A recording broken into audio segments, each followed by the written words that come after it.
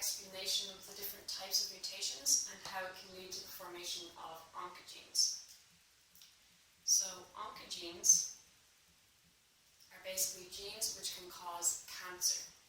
These genes have been mutated and now don't perform the exact function that they're supposed to perform. So before they were oncogenes, they were called proto-oncogenes.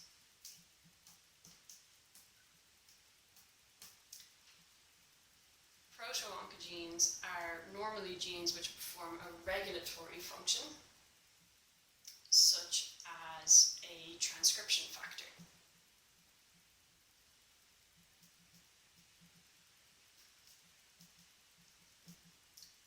In order for a proto-oncogene to turn into an oncogene, it needs to be exposed to mutagens.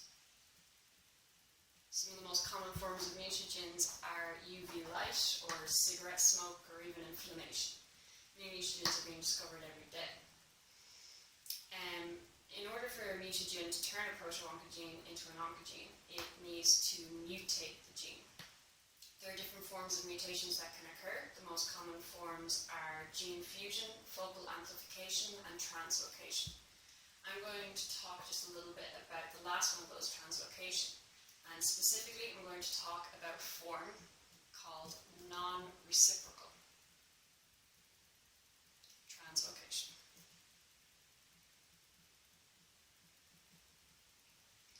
So non-reciprocal translocation occurs when a process called DNA recombination goes wrong.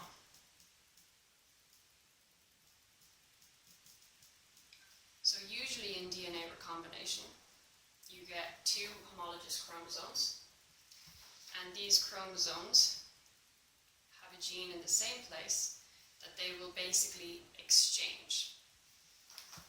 That's what normally happens in DNA recombination, and that's just translocation, and that's when it happens correctly.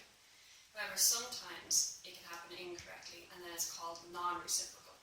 In non-reciprocal translocation, you have your two homologous chromosomes, and one of the genes still changes, but the other one doesn't. This leads to two forms of the same gene being encoded on the one chromosome, say as if this gene is for MYC, a type of transcription factor. This, of course, will lead to this chromosome here coding for twice as much MYC as would be normal. Now, when MYC is coded twice as often, it leads to something called overexpression. And overexpression of transcription factors like MYC is actually quite a big deal. Transcription factors basically help transform DNA into RNA and eventually into proteins.